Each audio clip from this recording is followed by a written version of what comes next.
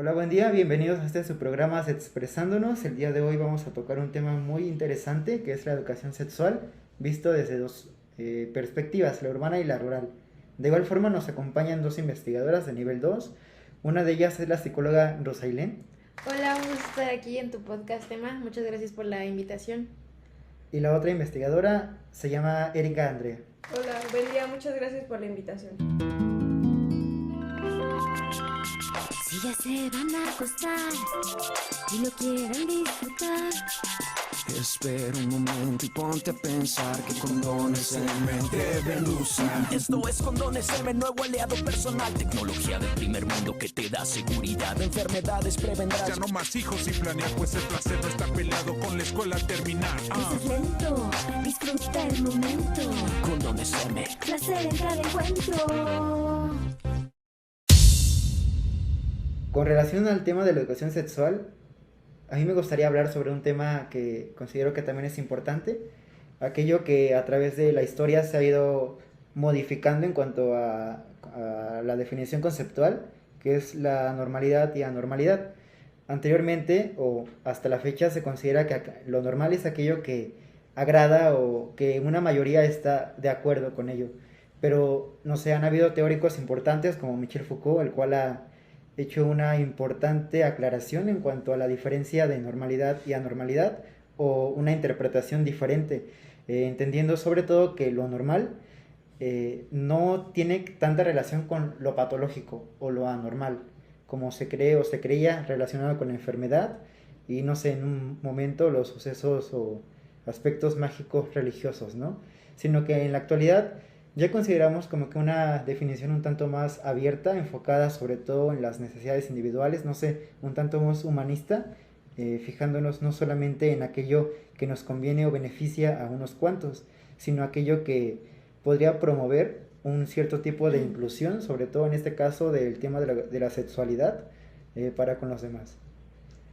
Bueno, y para entender el concepto de sexualidad y la educación sexual, un concepto base es el de la salud, en el cual la OMS dice que es el estado de completo bienestar físico, mental y social, y no solamente la ausencia de afecciones o enfermedades.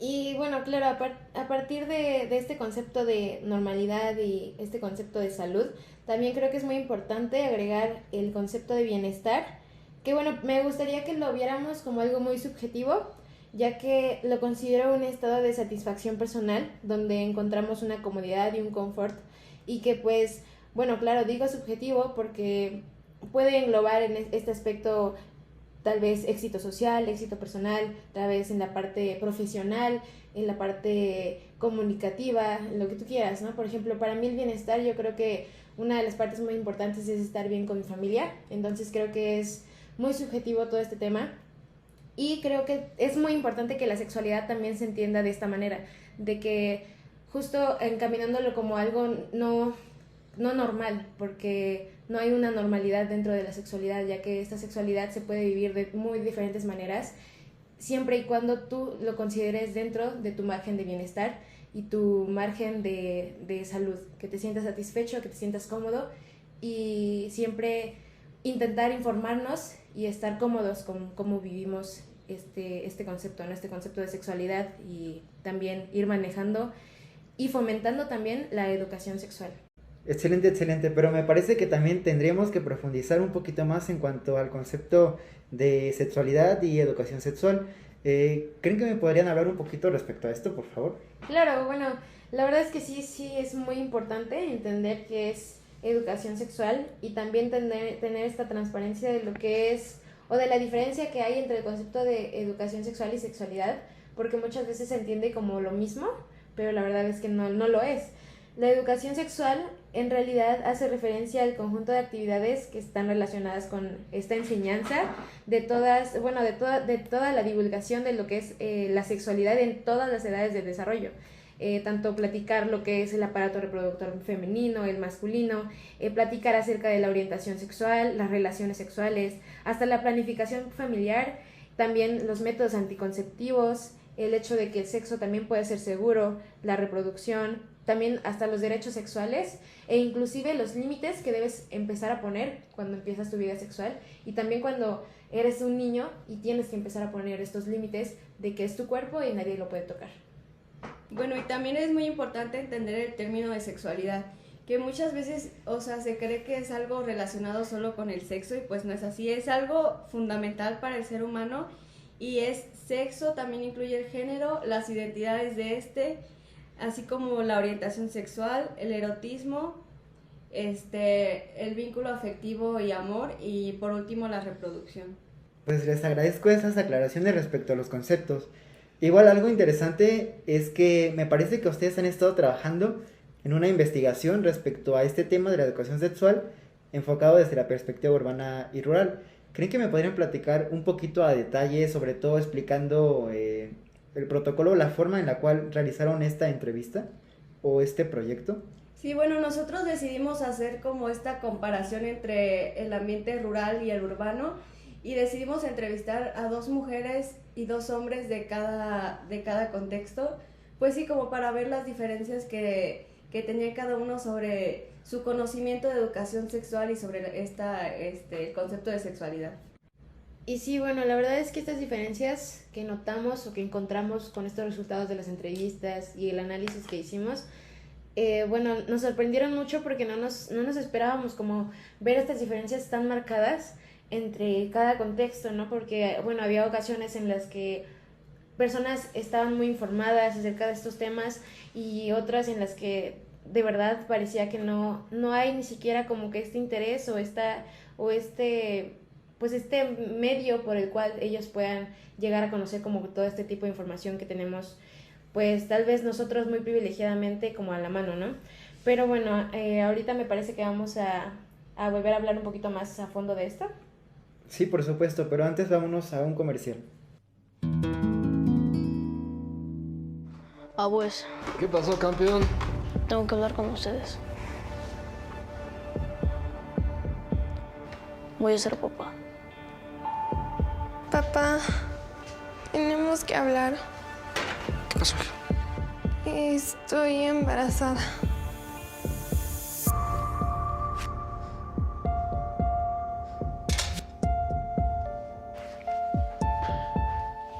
Tenemos que hablar. Dime. Tengo VIH.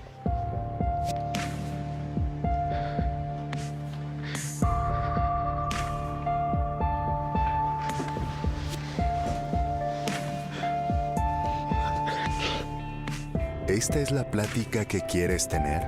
Platica a tiempo con tus adolescentes para prevenir infecciones de transmisión sexual y embarazos no planeados. Tenemos que hablar. Es tu vida, es tu futuro. Hazlo seguro. CONAPO, Secretaría de Gobernación. Regresando a Sexpresándonos, en cuanto a su investigación, me pareció algo muy interesante cuando decían acerca de que encontraron diferencias en las respuestas de las personas del sector rural y urbano. Yo puedo intuir o creería que sobre todo estas diferencias se engloban más en cuanto a la desinformación, sobre todo en cuanto al ámbito urbano más que rural más que el urbano, porque pues todos creemos que en las comunidades no hay como, bueno, quizás sí hay como que un tipo de intervención tratando como que de hacer que las personas modifiquen sus creencias en cuanto a temas tan importantes como estos. Pero posiblemente alguna de las problemáticas es que en estas comunidades las personas no están como que tan abiertas o tan dispuestas como que a aceptar o a modificar sus creencias. ¿Creen que nos podrían dar un poquito más de detalle respecto a estas diferencias?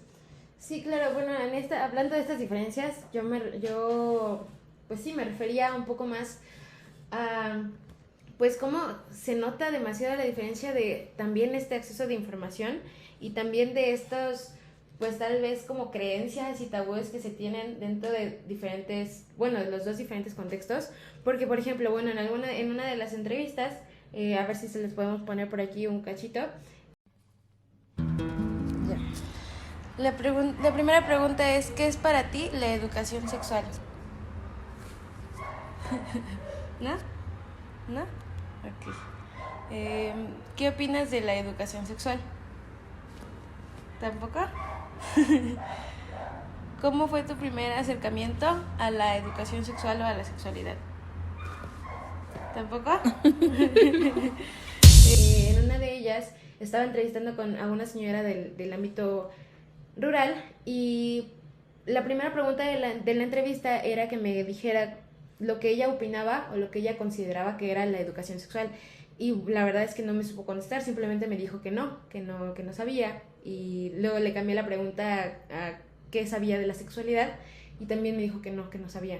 Entonces, creo que este fue como que un tema como que bien impactante para mí porque la verdad es que nunca o sea, sabía que hay personas que pasan por este tipo de cosas, por este tipo de situaciones, pero la verdad es que nunca lo había visto como a carne propia. Y bueno, también en algunas de las otras entrevistas me tocó escuchar que decían esto de que, bueno, hasta a mí incluso en la secundaria me tocó escuchar esto de que no son ni la puntita, ¿no? Y todo esto era a la hora de tener relaciones sexuales. Y bueno, también esto es como que un tabú que es como muy, muy famoso, por así decirlo, porque te dicen que o la primera vez no te puedes embarazar o que la primera vez es solamente la puntita, que quién sabe qué, pero pues la verdad es que no, o sea, toda vez que un pene conecte con una vulva o una vagina, siempre va a haber un riesgo de embarazo, inclusive si no se usa un anticonceptivo e inclusive si el hombre eyacula o no, porque bueno, también es importante reconocer esta parte de que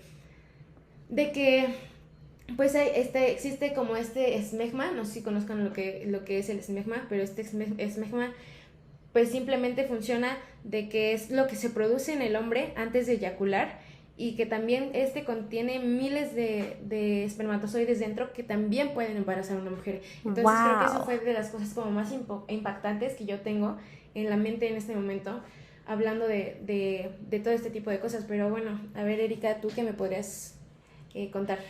Sí, bueno, lo que comentabas de la señora, también noté que en las últimas preguntas, cuando preguntábamos más como de su experiencia, noté un poco de incomodidad e inclusive no sé si recuerdas que dijo que pues el sexo solo era para procrear, que no tenía otro fin y que si era otro fin era pues era pecado, así lo mencionaba ella. Entonces ahí podemos ver como esas diferencias, ya que en bueno, en las entrevistas que hicimos en el ámbito urbano en las mujeres, algunas sí mostraban cierta incomodidad al principio, pero al final mencionaron que solo era como nerviosismo por las preguntas. Pero las dos mujeres que entrevistamos sí sabían bien el significado de educación sexual, o más bien la idea que ellas tenían, y también sobre su experiencia lo dijeron sin tabúes y sin cierta incomodidad en ese aspecto. Sí, claro. Y bueno, me imagino que tú hablaste en la parte de las mujeres de lo urbano. Sí. Sí. Bueno, pues sí, la verdad es que sí hay una diferencia enorme, hasta incluso en la manera en cómo te platican de ello, porque sí fue muy notorio el hecho de que las mujeres con las que hablamos de la parte rural sí se sentían como hasta cierto punto incómodas. Y también se cerraban un poco a terminar de contestar las preguntas, pero la verdad es que bueno, se agradece mucho el hecho de que nos hayan ayudado a contestar estas entrevistas. Pero sí, bueno, también no sé si te acuerdas que una de las mujeres también dijo que pues en realidad el sexo para ella, cómo lo veía, era que solamente era para satisfacer a su marido, ¿no? Ah, sí, lo recuerdo. Sí, y bueno, también esto me recordó mucho a un tabú que inclusive a mí me tocó escuchar cuando yo estaba chiquita y que lo creía. La verdad es que también esta parte pues de mí yo chiquita y de mi yo desinformada y todo este rollo se inclinó a creer mucho esta parte de que los hombres siempre tienen ganas, ¿no? Y también de que se desvaloriza mucho el hecho de que una mujer también puede tener ganas y de que también es falso el hecho de que una persona siempre tiene ganas, porque pues en realidad no, o sea, como erotismo también es como depende de muchos factores, ¿no? Tal vez lo emocional, el estrés, la ansiedad, depende de un montón de factores y yo creo que es muy importante como aclarar esta parte. No sé si alguna vez a ti, Emma, te ha pasado como que eso, escuchar algún tipo de tabú, algo así, algo que quieras que te aclaremos.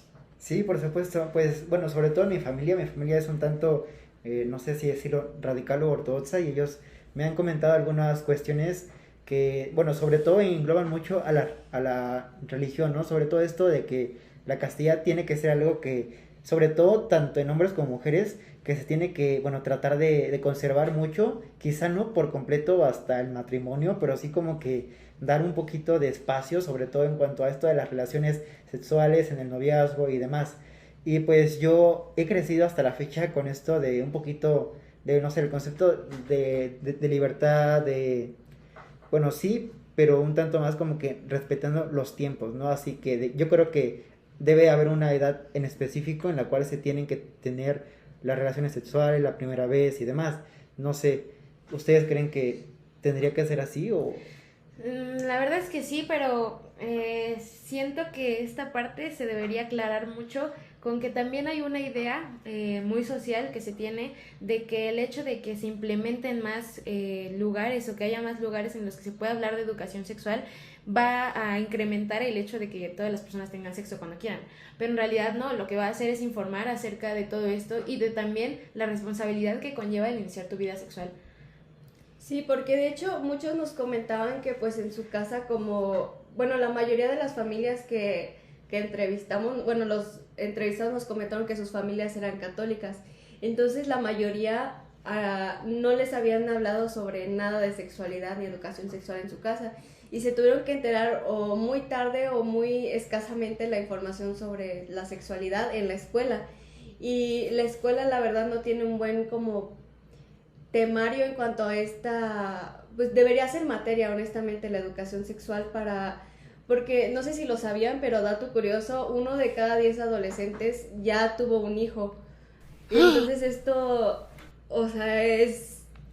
Sí, claro, o sea, sí, demasiado, porque justo eso de que también se debe aclarar el hecho de que el que haya más foros en el que se permita hablar de sexualidad y de educación sexual también va a ayudar a prevenir estos embarazos no deseados, estas enfermedades de transmisión sexual que tampoco son evidentemente no deseadas, y... Me parece interesante los resultados que han tenido sus investigaciones, pero ¿creen que me podrían aclarar un poquito más cómo lo que ustedes han ido encontrando o de lo que se han ido dando cuenta podría verdaderamente contribuir a que los índices, no sé, de embarazos adolescentes, de ITS, pudiera disminuir de alguna forma? Sí, bueno, con esta investigación buscamos concientizar a las personas y que vean que de verdad este es un gran problema, que la mayoría de las personas pues lamentablemente están en su privilegio también como nosotros que tenemos como la información a nuestra mano, pero en el ámbito rural no tienen esa información, entonces yo creo que es importante que las escuelas contribuyan a esto y que de verdad tenga una educación sexual de calidad y también que las familias eliminen esos tabúes porque pues afecta a toda la sociedad, no solo a ellos. Sí, la verdad es que me parece un poco muy triste el hecho de que nosotras podamos decir que es un privilegio el tener esta información y el acceso a todas estas herramientas de la educación sexual, el conocer nuestra sexualidad, el cómo vivimos nuestra sexualidad, porque pues la verdad es que este tema no debería ser un privilegio, creo que es un tema que debería entrar mucho a la salud pública, porque es un tema que a todos nos compete, ¿no? Incluyéndonos, o sea, que no haya una diferenciación entre quién viva en la ciudad, quién viva en el campo, o sea, lo que tú quieras, creo que debería haber como una igualdad en este tema, porque justamente es un tema público, es un tema que nos sucede a todos, ¿no? Es un tema que está dentro de la vida en sí de cada individuo, seas una persona con una sexualidad activa, con una persona con una sexualidad que no está activa, una persona asexual. Creo que la sexualidad y la educación sexual siempre nos va a competir a absolutamente todos. Sí, sobre todo, por ejemplo, en las parejas es un tema que sí, como tú dices, no solamente le compete a las mujeres, sino también a los hombres, porque estos también tendrían que estar no solamente al pendiente de cuestiones relacionadas con su sexualidad, con higiene y con demás, sino que también estar al pendiente, por ejemplo, del ciclo menstrual de su pareja y demás, también por temas de higiene o parecido. ¿Tú qué opinas, Erika? Sí, bueno, nosotros en las entrevistas nos dimos cuenta que lamentablemente habíamos leído anteriormente de que el 17% de los hombres se informan o, bueno, tienen como su formación, por así decirlo, de educación sexual por medio de la pornografía o pláticas con sus amigos. Entonces pues vemos que es muy deficiente en ese aspecto. Y al entrevistar a los hombres rurales nos dimos cuenta que era verdad, bueno, al menos a los dos que entrevistamos, que sí, o sea, entrando en confianza nos dijeron, o sea, de que, pues sí, que ellos se habían enterado de todo por medio de la pornografía, porque en la escuela no habían hablado de eso y sus padres tampoco nunca le comentaron al respecto sobre nada. Entonces, bueno, comparando con los hombres urbanos, nos dimos cuenta que los dos que entrevistamos sí estaban como informados, bueno, lo suficiente para entender sobre este tema. Y de hecho, a uno, si podemos poner ahorita el clip de la entrevista. ¿Cómo te hubiera gustado que te hablaran sobre sexualidad por primera vez? Me gustó mucho cómo fue. Como mencioné, fue con mis padres y me siento como satisfecho en la manera en que lo hicieron. Fue una manera muy adecuada, muy certera, muy natural, por así decirlo. No cambiaría nada. Siento que precisamente la manera en que lo hicieron fue la que me ayudó a formar poco a poco esta conciencia sobre la importancia de la educación sexual, ¿no? Y este criterio. Entonces, siento que fue muy, muy, muy buena su manera de introducirme. Sus papás afortunadamente sí hablaron con él sobre su sexualidad, sin tabús, muy, muy directo y fundamental la información, menciona él. Interesante, entonces escuché, bueno, que ustedes mencionaban que la familia también influye de cierta forma en cuanto a la carencia de esta educación sexual. Sí, claro, bueno, si hablamos solamente de carencia, lo podemos encasillar en este determinante social de la salud, que, bueno, su nombre es disfuncionabilidad familiar, pero, bueno, también queremos reiterar esta parte de que la familia no solamente puede perjudicar en tu conocimiento de la sexualidad, en cómo vives tu sexualidad o lo que sepas de la educación sexual, sino que también puede beneficiar, ¿no? Porque hay muchas familias que sí te brindan estos apoyos, estos espacios seguros, pero sí, claro, hay un determinante social que envuelve a la familia y que sí engloba como que toda esta parte de que algunas veces en algunas familias puede que sí existan espacios seguros en donde los hijos o incluso todos los integrantes de la familia pueden hablar de manera abierta y libre, sin prejuicios, de lo que es la sexualidad, pero también reconociendo que sí hay algunas familias en las que todo esto es como muy poco hablado e inclusive como muy satanizado hasta cierto punto, ¿no? No, interesante. Y bueno, además de este factor, no sé si se pueda llamar así o ¿cómo habías mencionado? Determinantes sociales de la salud. Ok, ¿ustedes creen que haya otros determinantes sociales de la salud que puedan influir sobre todo en este tema de educación sexual? Sí, bueno, nos dimos cuenta en la entrevista sobre este determinante social que es el estatus socioeconómico, el cual vimos que incluso en el ámbito urbano había como una discrepancia, ya que uno de los entrevistados comentó que había ido en una escuela pública y el otro en una privada. Entonces el que iba en una privada dice que tuvo como una educación sexual mejor, por así decirlo, ya que empezó desde me parece mencionó desde quinto de primaria y dice que fue una clase muy completa y que de verdad, sí aprendieron algo. Sin embargo, el que iba en escuela pública mencionó que le empezaron a hablar de esto hasta secundaria, pero que en la clase literal no veían como que nada, solo era como que, él mencionó que era una clase como para perder el tiempo. Y bueno, como dijo que era pues esto para perder el tiempo, dijo que literal no le daba nada de información, que solo le dieron lo esencial. Y después mencionó que los habían como dividido a hombres y mujeres, y a las mujeres pues solo le habían enseñado de que lo esencial, de que menstruación y ya, y que a los hombres, que no le enseñaron nada, nada más le dijeron así de, tienes un aparato reproductor masculino y ya, literal que esa fue como una clase, y a pesar de que sí tenían como esa clase, creo que una vez a la semana, pues como menciona, no hacían nada, solo se la pasaban jugando y así. Entonces, sí es una determinante social, muy importante y que sí nos dimos cuenta en esta entrevista. Igual, bueno, yo creo que existen algunas otras determinantes que pudimos observar dentro de toda esta investigación, y que me gustaría resaltar estas dos como un conjunto de, bueno, el género como determinante social de la salud y también la cultura, porque es muy importante hablar de todo esto como junto y viéndolo también desde el sentido de un poco desde la cultura machista y en cómo han ido repercutiendo todos estos roles de género y estos estereotipos de género, inclusive dentro de la misma sexualidad y la educación sexual, ¿no?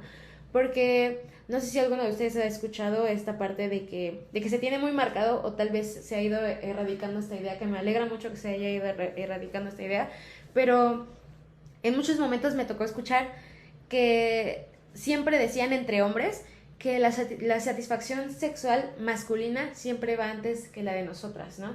Entonces se me hace como algo muy, muy importante de qué hablar, porque creo que justo la sexualidad no se trata solamente de satisfacer al uno y ya, ¿no? O sea, se supone que, o bueno, yo como lo veo, es que debe haber una satisfacción mutua, porque debe haber un placer tal vez continuo, e inclusive también debe haber límites muy marcados de que aunque estés en pareja va a haber días en los que simplemente no quieras tener relaciones con tu pareja, ¿no? Y eso no significa que ya no ames a tu pareja o que ya no la veas como con ese deseo sexual, ¿no? Simplemente es un día que simplemente no vas a querer tener relaciones sexuales y ya, y eso no significa ninguna otra cosa, no tiene un doble sentido ni nada. Entonces creo que esta postura se necesita hablar mucho, debería haber como espacios más seguros también para los hombres, para que hablen y también se cuestionen todas estas ideas que han ido pues avanzando generación tras generación, porque bueno, también me ha tocado escuchar mucho de cómo los hombres se empiezan a preguntar de, oye, es que el tamaño sí importa, ¿no? Y de que, no sé si a ustedes les ha pasado que, o sea, es muy raro, la verdad, a mí no me gusta como ser parte como de este tipo de escenarios en los que suceden estas cosas, pero, por ejemplo, Erika, ¿no te ha pasado que luego, que luego hay, o sea, ves a tus compañeros tal vez en la prepa, secundaria, lo que tú quieras, primaria inclusive, y que se estaban midiendo cuánto les medía, porque se supone que eso está muy vinculado a cuánto vas a satisfacer a una mujer? Pues nunca vi que lo hicieran. Pero yo tampoco, pero sí es algo que está como muy notorio, sí, ¿no? Sí, pero sí escuchaba comentarios de mis compañeros que mencionaban y hacían bullying a los que, pues, según sus estándares no medían lo suficiente y así. Entonces me contaba, o sea, compañeros de que a veces ya no podían ni siquiera ir al baño porque ahí estaban viéndolos y haciéndoles burla. Entonces sí se me hace algo así como muy, o sea, bizarro que sigan, o sea, viendo esos tabúes después de tantos años que se supone que ya tiene que haber mayor educación sexual. Sí, claro, y también hablando como de este, ay, ¿cómo lo digo? Como este mito del clítoris, literal, que lo dice como mito. O sea, que aunque sí exista, lo consideran como algo que es externo a la mujer y que nunca lo van a encontrar. Y pues es algo que pues no debería suceder porque prácticamente está como dentro de la anatomía, fisiología de la mujer. Y creo que también esto viene muy apegado a qué tanto conoces de la mujer, ¿no? Porque también, no sé si has escuchado que muchas personas, o sea mujer, sea hombre, muchas personas piensan que solamente la mujer tiene 2 hoyos. Sí, sí, o sea, sí he escuchado eso y hasta, o sea, he escuchado así de que compañeros que decían, no, es que el clítoris es un mito y eso, y yo decía, ¿es en serio que piensan eso? Sí. O sea, ahí se ve como la escasa educación sexual que hay, que ni siquiera las escuelas, o siquiera, o sea, tus papás te pueden enseñar lo mínimo o sea, sobre tu cuerpo o sobre el cuerpo de la mujer, ¿sabes? Sí, porque también está, justo la educación sexual no solamente va encaminado a las relaciones sexuales, al placer, sino que también va encaminado al autoconocimiento, porque justamente está esta parte también muy romantizada hasta cierto punto también ya en estos tiempos, pero que es muy importante, por ejemplo, hablando de la masturbación, de que también te inducían a masturbarte porque es como un método también de autoconocimiento que te permite hasta cierto punto en un futuro poder marcar tus límites tus límites sobre lo que no te gusta y lo que sí te gusta en un acto sexual, No sé qué ustedes qué opinen o alguna otra cosa que hayan escuchado dentro como de esta cultura hasta cierto punto machista, que ve como a la mujer como un sujeto que no puede tener orgasmos, que no puede tener un disfrute sexual, un deseo sexual, y que solamente está hecha para satisfacer a los hombres y para la reproducción, para traer una nueva vida al mundo. Pues desde mi perspectiva, bueno, en cuanto a esto de que mencionaban de los tabúes que hasta la fecha todavía existen, de que, bueno, cuando decían que se referían de que los hombres sobre todo hacían como que un poquito de competencia en cuanto al tamaño del pene y demás, de hecho hasta la actualidad aún se sigue diciendo, ¿no? Cuando hay, no sé, bromas o demás, se siguen diciendo entre ellos de, es que tú la tienes chiquita o demás, ¿no? Y esto a su vez, pues, igual podría como que incluirse dentro del contexto, no sé, de discriminación, un poco más machista sobre todo, ¿no? Pero considero que sí, toda esta información es importante porque pues es como que impresionante que aún en nuestro siglo siga habiendo tantos tabúes, no, bueno, quizá ya no tanto por la influencia de la religión, sino por la carencia por la carente información que se desconoce hasta la fecha o que no se ha hecho mucho por investigar, conocer y difundir, ¿no? Sobre todo. O incluso, ¿sabes que también es importante hablar? El hecho de que tal vez sí exista este acceso de a la información, pero también puede ser que no haya como alguna promoción a esta información, porque justamente a veces pasa que simplemente no buscas lo que no sabes que hay. Entonces puede pasar que en algún momento la información ahí esté, o sea, que todos tengan acceso a esa información, a esa información de sexualidad, de educación sexual, pero simplemente como no sabes que existe, no la buscas. Entonces también puede que eso pueda estar pasando, ¿no? En estos días. Y pues sí, bueno, Erika, no sé si tengas algo. Todo el mundo tiene el acceso a esta información. Sin embargo, la información en la salud pública ahí está, pero no todos tienen el acceso a la salud pública. Y esto es algo, o sea, eso está muy mal que tenga que ser como un privilegio, solo como de los que tienen dinero, por así decirlo. Y pues también, por ejemplo, en esto mismo de la salud pública, no sé si han visto o han escuchado que regalan condones en el IMSS, por ejemplo. Sí. Entonces, o sea, ahí están los condones, o sea, agárrenlos quien quiera, pero ¿cómo los ocupan? O sea, porque yo escuché de un caso de una señora que fue, al ginecólogo y le dijo a la ginecóloga, ¿no? Pues que no sabía por qué quedaba embarazada si usaba anticonceptivo. Entonces a la ginecóloga se le ocurrió preguntar y o sea, ¿por qué dices que lo ocupas y no funciona?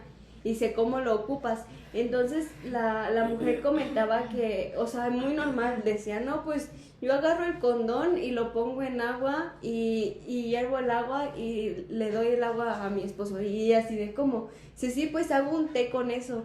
Y pues, o sea, no sabía nada de información sobre cómo usar estos anticonceptivos. Entonces yo siento que es algo muy importante también brindar esa información, no solo dar los condones y ya. Sí, claro, porque bueno, también me toca escuchar que se pone doble condón y pues solamente es un condón para cada ocasión. Sí, y bueno, también está esta parte de que hay gente que se lo pone solamente cuando, bueno, hombres que se ponen el condón solamente cuando están a punto de eyacular. Y pues tampoco es tampoco es como el objetivo, ¿no? Yo creo que cuando te pones el condón es cuando inicias la relación, ¿no? En el momento, no cuando ya sientes que algo más puede pasar, ¿no? En cuanto a la religión, ¿ustedes qué nos pueden decir respecto a esto, bueno, o lo que se cree que aún sigue teniendo un tipo de influencia sobre temas considerados incluso tabús, como ya habíamos dicho, como el que estamos tratando? ¿Qué nos pueden decir respecto a esto? Pues bueno, yo creo que conforme han pasado los años, se ha ido como erradicando un poco más esta idea de la religión sobre la sexualidad, pero aún sigue como un tema vigente, la verdad, porque justo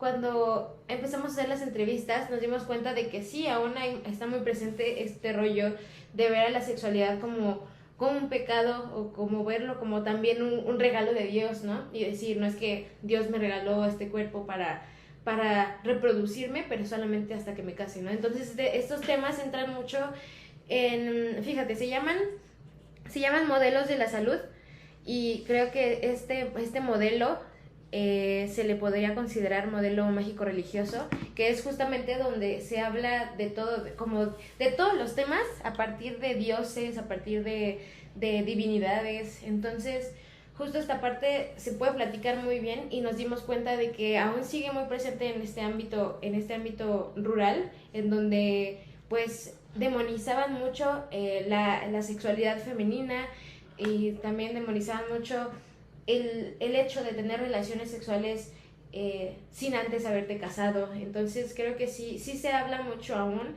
de este modelo, ¿no?, mágico religioso, pero sí considero que se ha ido disminuyendo con el tiempo. Sí, lamentablemente este modelo mágico religioso que comentas es muy carente, ya que le da como la responsabilidad a un dios en vez de asumir tu responsabilidad tú. De igual forma he escuchado sobre un modelo que me parece que es, no sé si el más reciente, el cual se llama modelo biopsicosocial, que a mi parecer es como que interesante, porque no solamente se centra, bueno, o se limita a dar como que las razones a seres divinos o cuestiones biológicas específicas. No sé si tú has escuchado algo sobre eso, Erika. Sí, se llama modelo biopsicosocial, el cual fue propuesto por Engel más o menos por los 70s, 80s, el cual abarca pues lo biológico, que es pues todo los factores genéticos, hereditarios, virus, bacterias y todo eso. Abarca lo psicológico, que pues son todas las como conductas, emociones, todo lo cognitivo, y también abarca lo social, que es como todas como relaciones interpersonales, interacciones, cultura, nivel socioeconómico y pues todo eso. Entonces creo que es un modelo muy completo. Sí, estoy de acuerdo con lo que dices, Erika. Me parece que sí, la sexualidad no solamente tiene que limitarse a cuestiones religiosas o biológicas, sino que también tendría que comprender otros aspectos importantes, como ya sea el económico, el familiar, social, académico, etcétera, ¿no? Porque pues la sexualidad, así como, bueno, la sexualidad que comprende al ser humano, no solamente es como un ente limitado o carente, sino un ser dinámico en constante cambio y modificación. Y pues les agradezco mucho la participación en cuanto a este tema. Nos parecieron que los resultados de sus investigaciones son bastante relevantes y actuales, y contribuyen muchísimo, sobre todo a la concientización de las generaciones actuales y las futuras respecto a temas tan importantes que no deberían ser limitados a unos cuantos, sino compartidos con toda la familia. Antes de terminar, ¿les gustaría compartir algo más? Sí, bueno, agradecemos a todos los que estuvieron aquí escuchando el podcast. Esperamos sí dejarles algún conocimiento, y los invitamos a reflexionar sobre este tema y a invitar a más gente a escuchar este podcast. También, los invitamos a participar, a integrarse en la salud personal, pública, sexual y en la sexualidad. Sí, porque justamente creo que también el involucrarnos en este estudio de la sexualidad, en este gozo de la sexualidad, también implica el darse cuenta que también el gobierno tiene mucho que hacer para fomentar la participación y la información de estos tipos de temas, pero también nosotros tenemos muchas cosas que hacer, como seguir informándonos, hacerlo un tema viral, un tema digno de hablar, un tema sin tabús, un tema transparente, y justamente es a lo que nosotros los queremos invitar a todos ustedes que estén escuchando este podcast, para que se cuestionen todo tipo de situaciones que hayan vivido, ya sea en la escuela, con la educación sexual, en su familia, o ya sea en su vida personal, en las experiencias, por ejemplo, sexuales o íntimas que hayan experimentado ustedes. Y pues bueno, sería solamente eso de nuestra parte, el invitarlos a que se cuestionen y que se sigan informando, y que siempre consideren un tema como un tema sumamente importante, que no solamente se debe quedar como en esta generación, sino también que se debe ir hablando y hablando cada vez más para las generaciones futuras. Agradecemos su participación sobre este tema tan interesante. Gracias, Ailén. Gracias, Erika. Un placer estar aquí. Gracias por invitarnos. Muchísimas gracias por esta experiencia y espero que nos sigas invitando para seguir haciendo más podcasts juntos. De igual forma agradecemos a todos aquellos que nos estuvieron escuchando. Esperemos les haya sido muy enriquecedor este tema. Esto fue Set Expresándonos y nos vemos en la próxima.